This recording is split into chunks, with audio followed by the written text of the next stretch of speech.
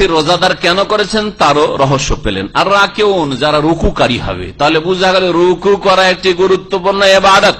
সুতরাং এটি আল্লাহ ছাড়া কারো সামনে করা যাবে। নামাজের রুকু যেমন আল্লাহর জন্য, বাইরে কারো সামনে ঝুঁকবেন না। হ্যাঁ, প্রণাম করার জন্য ঝুঁকা, হ্যাঁ ঝুঁকা হিন্দুদের ঝুঁকা, অথবা মুসলিমদের কদম বসির ঝুঁকা, পায়ে চুমা দেওয়ার জন্য ঝুঁকা। জি, কদম বসির ঝুঁকা। হিন্দুরা বলে পায়ের ধুলো নেওয়া, আর মুসলিমরা বিদাতিরা বলে কদম বসি করা। এটা হচ্ছে রুকু করা, জায়েজ নয়। এটা আল্লাহর হক। এইভাবে ঝুঁকবেন না। সালাম করা, সোজা হয়ে সালাম করে, অনেকে সালাম করে বিদাতি সালাম, সালাম আলাইকুম। এটা হচ্ছে ঝুঁকা। রুকু হলো না? রুকু মানে তো ঝুঁকে যাওয়া, রাকায় রুকু মানে ঝুঁকে যাওয়া।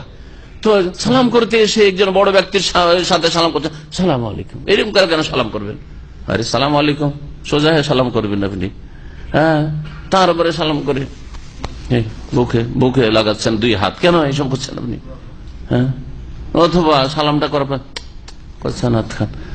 এই কয়েকদিন আগে এক ভাই দেশে যাবে ছুটি, আর তো আমার সাথে সালাম করে, কি কালকে না পরশু দেখা হইলো, ওর সাথে কালকে ছুটি গেছে, সালাম করে, বয়স্ক লোক, আমার সাথে বয়স কম হবে না, তারপরে সালাম করে ঝুঁকে, আর তারপরে মুখে হাত দিতে যান। সেটা কি?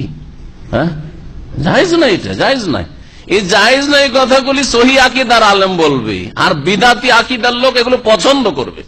অতি বুঝতে পারবেন যে কে সহি আকীদার আলেম, কে বিদাতি আলেম। জি, ওকে ভালো লাগবে যে আমার অধিক ভক্তি হচ্ছে, আরে তো আমি তো কি হয়ে গেছি, কি না হয়েছি। ও এই স্বপ্নের জগতে ও উঠছে এখন যে আমি অনেক কিছু হয়ে গেছি, কারণ আমার সামনে লোকেরা ঝুঁকে সালাম করছে। কিন্তু সহি আকীদার আলেম পছন্দ করবে না এটা। আর তারা আল্লাহকে সেজদাকারী হবে, কবর মাজারে সেজদাকারী হবে না। দুর্গাকে সেজদা করবে না, দরগাকে সেজদা করবে না। হ্যাঁ, কোন জায়গায় সেজদা করবে না, কোন কাউকে সেজদা করবে না আল্লাহ ছাড়া। আর সাজেদুনা তারা সেজদাকারী হবে। আর নামাজের ভিতরে কি হয়?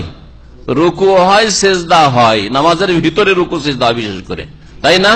এই রুকু সেজদা অবশ্যই করতে হবে। আরে বাইরে সেজদা, সিজদায় তেলাওয়াত, ধরেন তেলাওয়াতের সেজদা সুন্নাত, সিজদায় শুকর সুন্নাত মুস্তাহাব, কিন্তু নামাজের সেজদা ফরজ, তাই না? তাহলে বোঝা গেল যে আল্লাহ যাদের সাথে ব্যবসা করেছেন তারা রুকুকারী, সেজদাকারী, মানে তারা হচ্ছে নামাজি। বেনামাজির সাথে জান্নাতের ব্যবসা আল্লাহর হয় নাই, বেনামাজির সাথে জান্নাতের ব্যবসা হয় নাই।